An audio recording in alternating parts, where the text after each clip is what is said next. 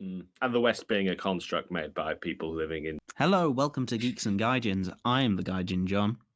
I'm the Geek Tom. And welcome to the podcast where we look at both the East and the West, as in Japan and not Japan. Yes. But mostly Japan. That's kind of the Mostly point. Japan, yes. It's where I live, innit? We've got a podcast for you today, listeners. As we do every week. What are we going to do this week, Thomas? Same thing we do every week, John. Try to create an entertaining podcast. Try being the operative word. Let's enjoy podcasts. On this week's podcast, we have 3 whole sections. No more, no less, exactly 3. 3 is the number thou shalt count to, and the number thou shalt count to is 3. Generally, derailing is not permitted. It's way off. We're going to be looking at the very Japanese term of hanami, something that usually happens in spring, but doesn't because of the thing that shall not be named. Hanami translates to just flower viewing, mostly talking about Sakura, or Japanese cherry blossom. Then we have the snack break, which is a rather ominous one this week. It looks like you've got yourself a real treat this time, Sean. Yeah, and we'll leave you on the edge of your seats for that, listeners. And after that, we are going to look at the fun world of Japanese loanwords. Ever wondered what words in Japanese are actually English and vice versa? I'm going to quiz Thomas. It's going to be a Thomas-based quiz, and you can count how many that you get at home. Yes, somehow I imagine I'm not going to do fantastically, so if anyone listening has a better job of it, please get involved, because this is going to be rough.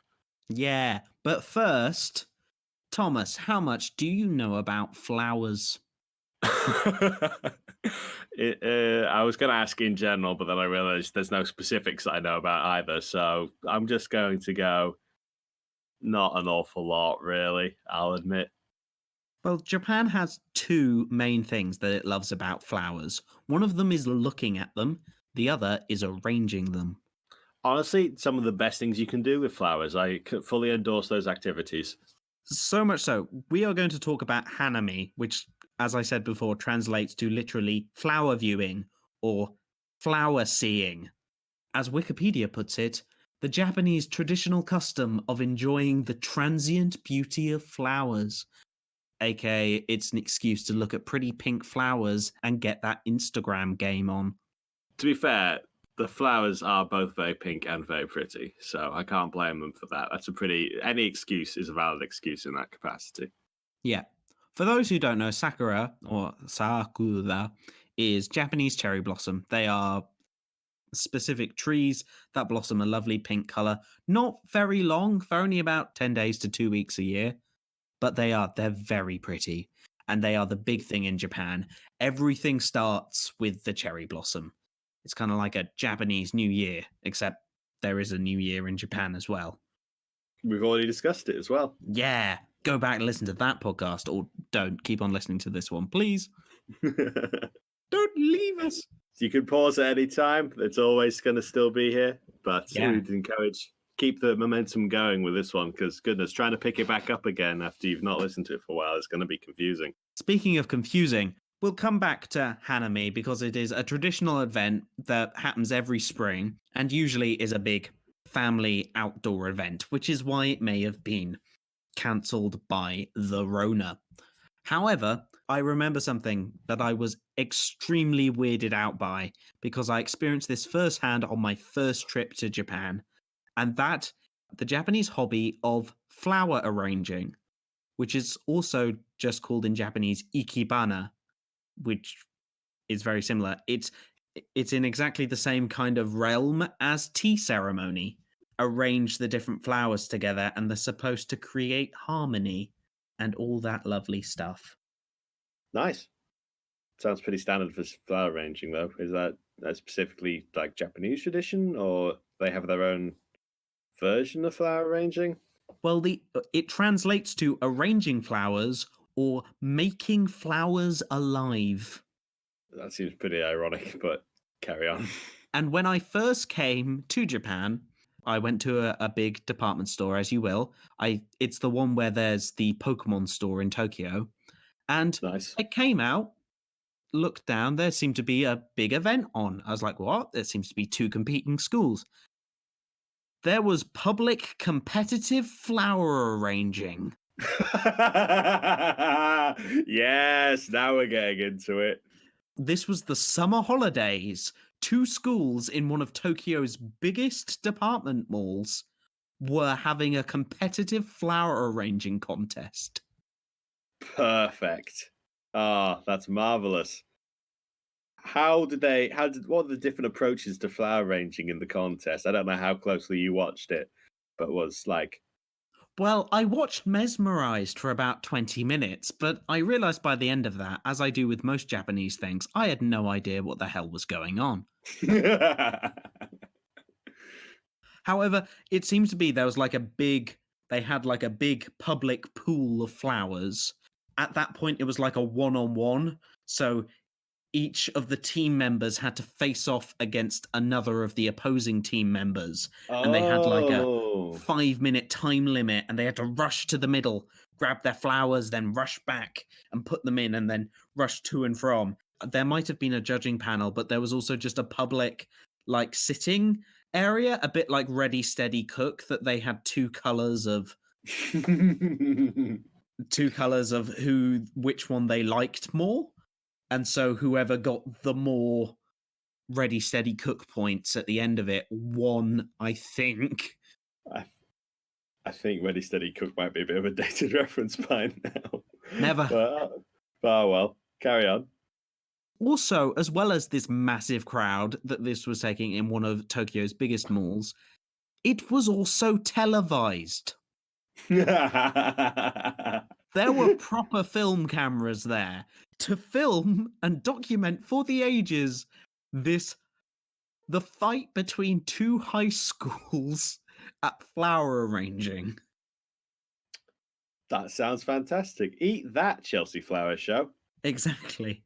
And so I think that just kind of puts in context how not important, but how flowers are a way that the Japanese character might express itself. I think I put that as diplomatically as possible. They love themselves some flowers. Can't fault them for that. Yeah, but the most popular of all those flowers is the cherry blossom. Literally, so much so that in lots of like ancient text, when they just say flower, it's assumed they mean cherry blossom because it is that popular. It literally, that's the thing. Cherry blossom viewing or hanami is literally flower looking, but it is implied mostly to be the cherry blossom. Apparently, there's also some less frequent ones to do with looking at plum trees, but cherry blossom is the main thing. It is so popular that weather forecasts have their cherry blossom forecasts, so you can see it moving up the islands. Oh, that's neat. So literally, you just turn on the weather and see where's the cherry blossom got to this week, because they only last for about 2 weeks. It's just like a wave of pink going up and down the country. Yeah, pretty much, because they start in Okinawa, like they start earliest, and then they go up through Kyushu and then Honshu, and then usually last is Hokkaido. Nice. I will say the Sakura has been here for about the last 2 weeks or so, and I've been cycling to school, and I have never felt so much like an anime protagonist in my life. Where I was cycling to my Japanese high school, like bouncing up and down on a rickety bicycle over a bridge with like cherry blossom trees in the background. And I'm like, this is an opening to a slice of life just thing. This is strange.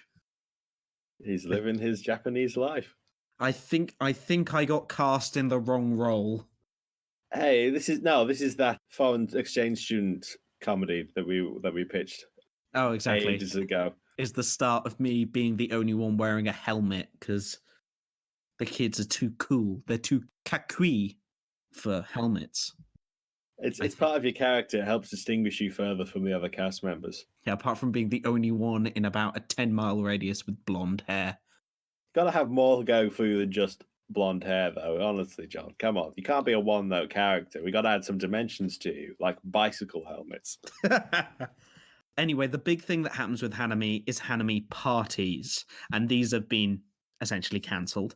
But this brings out the other part of the Japanese character rather than the one that sits and appreciates the flowers. Wait, yeah, hold on. When you say party, what exactly does that entail? Is it just a gathering? Is there usually traditional food and drinks available? Do people just go crazy with some like lights and smoke machines? What's going on here, John? I'm calling fighting for picnic spaces. Because you've got to have that Sakura picnic with your family, get the Instagram pics, and be the best family. It's all part of the culture. It's all about being the most cultured. You have to win Hanami. Literally. There is like, apparently people reserve picnic spots like long before parties. So in popular spaces, like people will get there before work, put down their picnic blanket and then leave for the rest of the day and come back after work. This is so much so that apparently like some places have, you're not allowed to leave your picnic blankets unattended. This is towels on the sun lounges all over again. Yeah, pretty much. And it's just, from the accounts I've heard, obviously all the events have been cancelled here, but there's like usually special evening events as well, but also like ones during the day for families. And it's just like, it's ridiculous. It really is. However, I am looking forward at one point, maybe in the future, possibly next year, to getting my experience of these Hanami events. But this kind of loving of the Instagram life is actually accounted for in a Japanese phrase, a very popular Japanese phrase, as I'm told by Wikipedia. Go on. This is Hana Yori Dango, which translates to dumplings rather than flowers. What? I'm sorry. Could you repeat that back to me? Dumplings rather than flowers. What does that mean? I mean, mood, but what does that mean? The thing is, usually at a cherry blossom party, you'll eat lots of food. Usually dango, which are a kind of traditional dumpling. They're the 3 sweet dumplings you get on a stick. They're a bit like mochi. So there'll be lots of special things and lots of people generally get drunk, etc. But it's the idea here, you are there to more enjoy the party, the physical thing, than the like decorative thing, aka the flowers. Yes, because every party is an excuse just to hang out and get smashed. That's the point of a party. It can be used as like you do not appreciate the pure artistic nature of the Sakura blossom. Or it's going like, yeah, well, dumplings rather than flowers. Like you actually appreciate substance over a pretty packaging. It's the old style versus substance debate. Yeah, pretty much. But phrased as dumplings rather than flowers. Dumplings rather than flowers. The new Geeks and Gaijin slogan. That's I think that'd be a pretty good band name. Dumplings rather than flowers. Put it on the list. It's on the list. Write that down. So the thing is, dango is so popular here. It even has an emoji. You can go and type on your smartphone of choice and send a little. It's the thing with a stick and like 3 circular blobs on it. It's not ice cream. It's like a weird kebab, and that is dango. DNGO, like dingo, but with an A. Exactly. Those look very appetizing. Yeah, just like well, they're usually white, but they also have colored balls like pink and green colors, and they dip them in some sort of, what is it, syrup? Yeah, they're sugar. They're rice flour with loads of sugar on it. It's Japan. Delicious. Exactly. And speaking of things that might be delicious. I think you might be overselling it this time, Sean. It's snack break time. And you're not getting an intro bad song this week because I'm just scared. I don't think this deserves an intro song, no matter how low the quality of the intro songs can be. I still don't think this is worthy. Christ, what is this abomination you brought upon us, John? So, if you need to see a picture, please go to our Instagram at the Gaijin John. But this is a giant caplico. Not a calippo, which is what I thought John was saying. It's a caplico. We're still in the same general area. It is a sort of conical shaped ice cream. It looks a little bit like somewhere between a 99 and a cornetto. But if it didn't look like a real ice cream at all. It is a candy ice cream. So the wafer, it has a wafer cone, but it's a dry ice cream that you don't keep in the fridge that I bought a couple of days ago just to make sure that you didn't need to keep it in the fridge. But no, because it's not. The top part is hard. Like it's hard, either chocolate or something. I got strawberry flavor, so as soon as I opened it, I was just hit with that. Oh, that strawberry, that artificial strawberry smell. That's the best way I can describe it for our British listeners is like strawberry angel delight. If Americans don't know what that is, that's like a powder, a sweet powder you mix with milk to make a kind of dessert thing that kids like. Yeah. Did you say you just have this at room temperature? It's not cold at all. No, you have this at room temperature. It says it can't get hot on the outside because it'll apparently melt. Because I think there is chocolate in some way connected to it. But like the top is hard with like bubbly circles on it. I'm when you say concerned. Hard, how hard are we talking here? Like if I tap the top with my finger, it does not leave an impression. But is it like that is bounce? Does it have any give no, in it? there is like no marshmallow. Like literally, listen here. Oh God, that is me tapping the top of it. Oh God, that does. As if it didn't look plastic enough, it also sounds plastic. Yeah. Oh no. Thomas literally described it earlier before the podcast. It is a prop ice cream. It is. God, it looks terrible. This is what you see like a child eating on a bad stage production. It's literally that. Dear. Well, it is an ice cream that it is neither cold, therefore reduced with making the ice redundant, and it doesn't look like it is liquid at all. So it also isn't really a cream. Yeah. So it's not really an ice cream at all. It's a fake ice cream. Yeah. A faux cream. Yes, and apparently there is chocolate inside it. So I don't know if there's chocolate flavored chocolate inside it. So I think this is, yes, if I can read that. Okay, the outside is made of strawberry chocolate and the inside is made of normal chocolate. Like there's more quote unquote ice cream under the first layer of pink.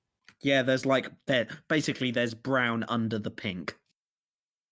I don't know what to do with that sentence. It sounds like there should be something I can follow that up with, but I just can't come to mind.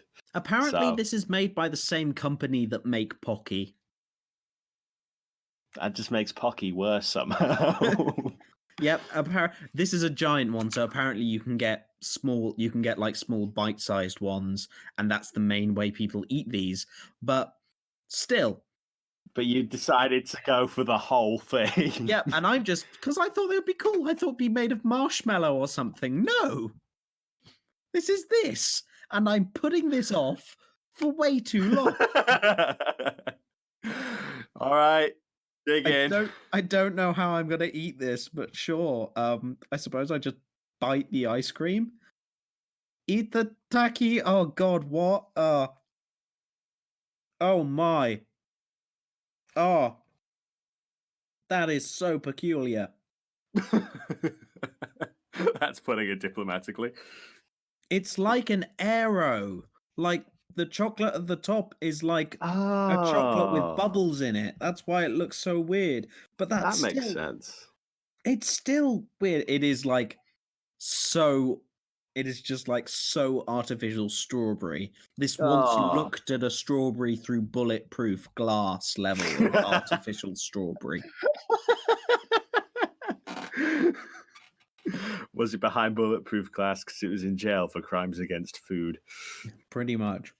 Okay, so that's. I'm going to taste the cone.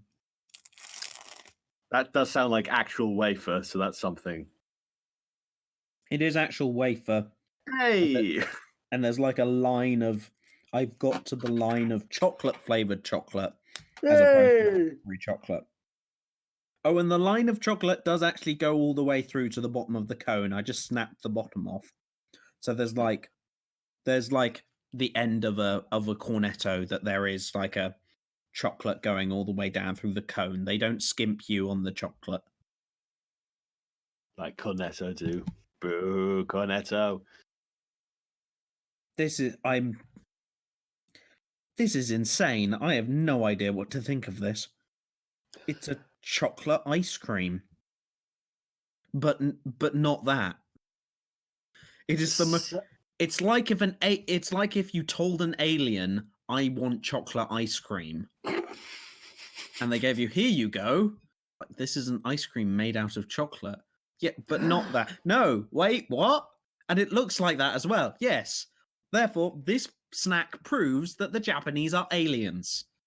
And someone once told them what an ice cream was, and they made this.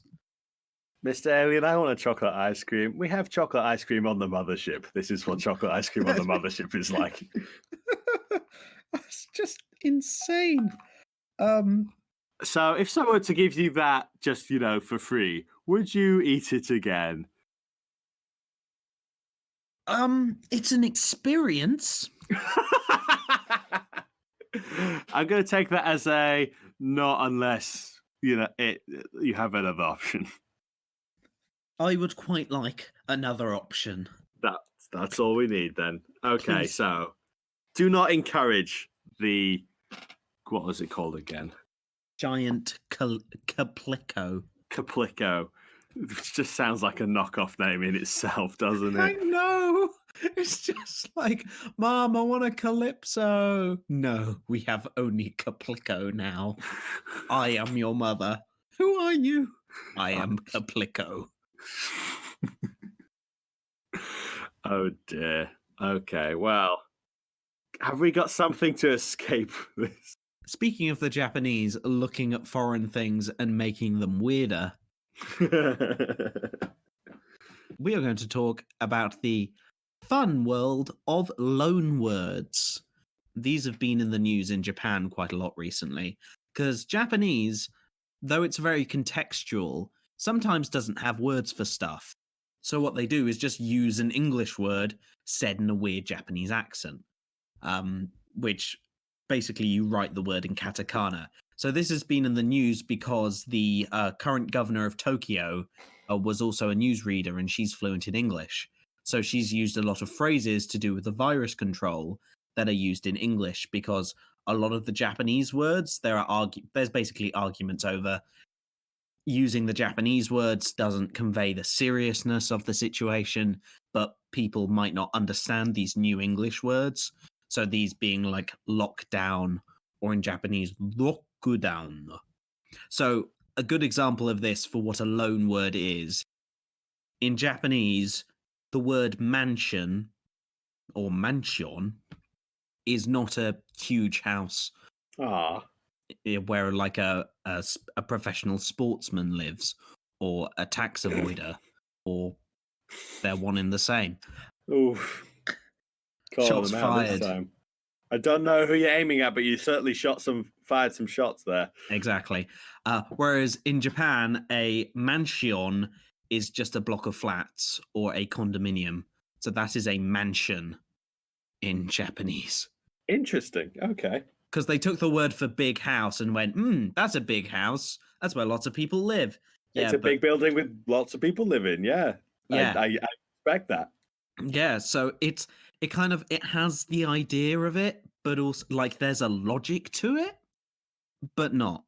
And so I thought I would find a bunch of loan words that are They are based on a European language, but they are so displaced from the original word or meaning that it just becomes quite funny. So what I thought I'd do is give Thomas a little quiz. Oh, goody. Let's do this. Because, dun dun, you are the weakest link. No. I am most definitely the weakest link. And there's only 2 links, so we're doing very terribly. So listeners, please play along at home. So here's the point-based system. I will tell you what language this is based on, and you get 1 point if you either can tell me what it means in Japanese or what it means in English. So there are 2 points available, the Japanese meaning and the English meaning. All right. I'm not ready for this, but let's do it. Let's fire them away. Okay, so this is based on English. First word, torampu. Oh, that's like playing cards, isn't it? It's Ding ding ding, we have a wiener. Rude. Trumpu is trump cards. Yeah, literally short for trump cards. So I'll give you 2 points for that because it is. Hey. Now we have bikingu. I'm honestly stuck between a bicycle and a Viking on that one. You're close. Bikingu. What language is this originating from? This is English. This is originally in English. It means something totally different to what the word is. Cool. So going for where the word actually comes from, I'm going to guess that I was closer with bike than I was with Viking. And what do you think biking means? Going for a cycle ride? Yeah, cycling. It means buffet. Why though? Because, Thomas, you were actually right at the beginning. Bikingu originates from the Imperial Viking restaurant in 1958 in the Tokyo Hotel.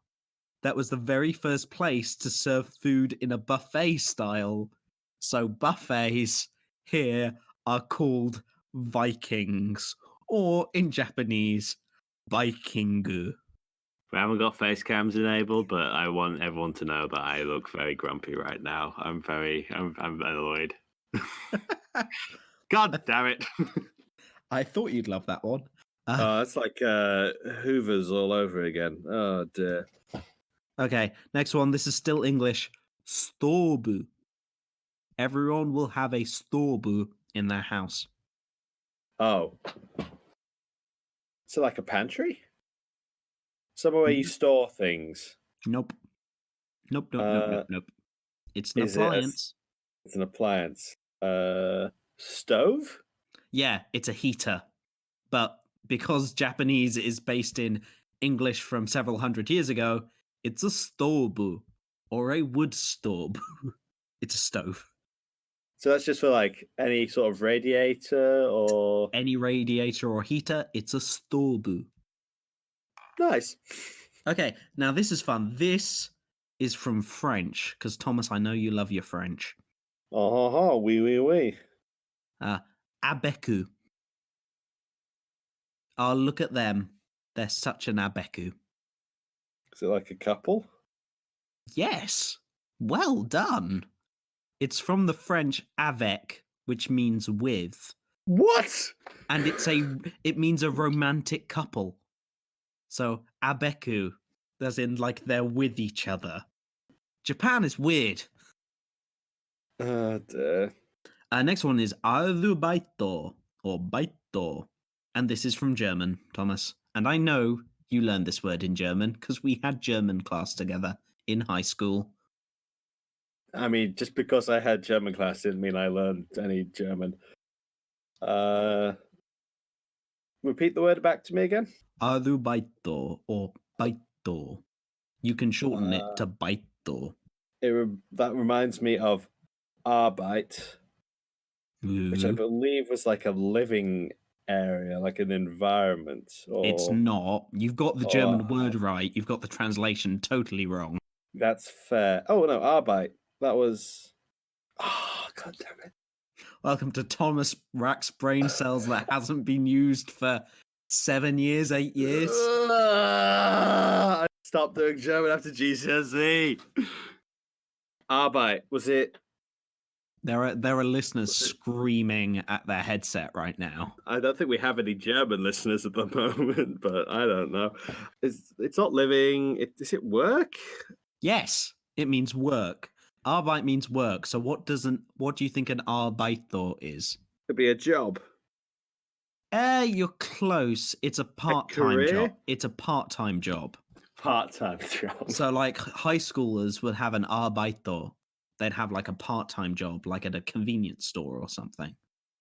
Why they use the German for work? Who knows? Depends what time part-time jobs came into prominence in Japan, I guess, because it's not like Japan has no historical interactions with Germany. It's Thomas, a kind of a narrow window. We're on dangerous ground here. I like my job, please. Your Arbeiter. No, it's a full-time job. Damn it. Redacted. Anyway, next one. I think we're back to English for most of these. Hey. Beddletown. Have you seen the Beddletown? Beddletown. Okay. Where have you just come from? I just came from Beddletown. Or the Beddletown. Is it downtown? Is it a village?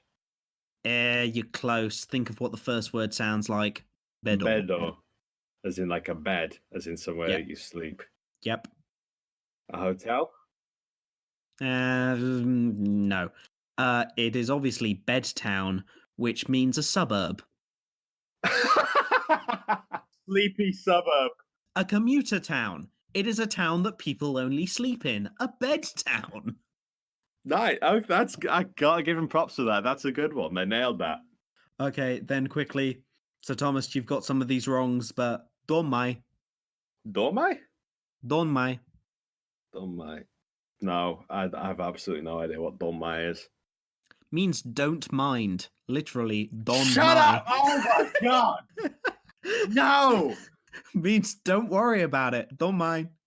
Okay, I'm not going to ask for context anymore, but I'm going to need to know if it's a noun or something, because this is throwing me off.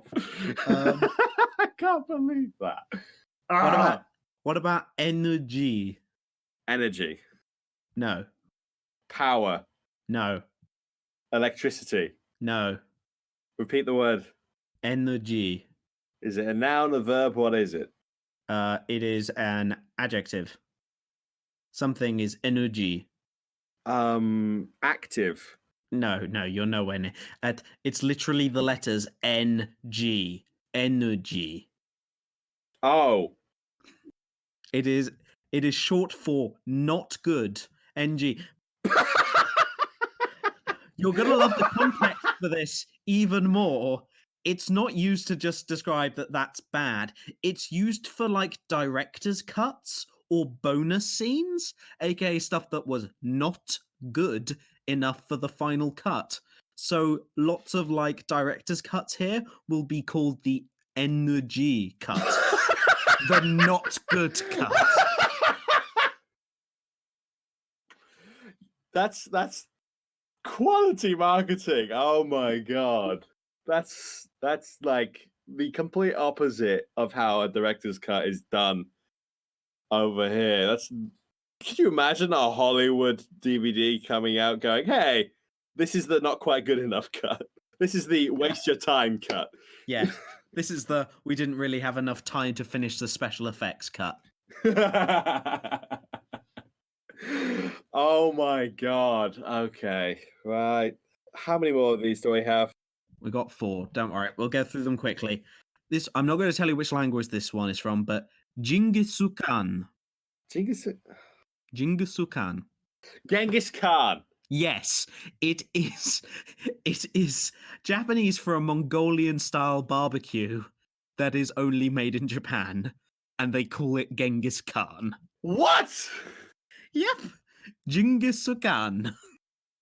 That's exactly what a country that managed to avoid being conquered by the Mongols twice by hurricane chance would do. Oh my god. Oh my god. Thomas, I'd like to show you my new torena. I love wearing My Shoes. trainer? No, God, no.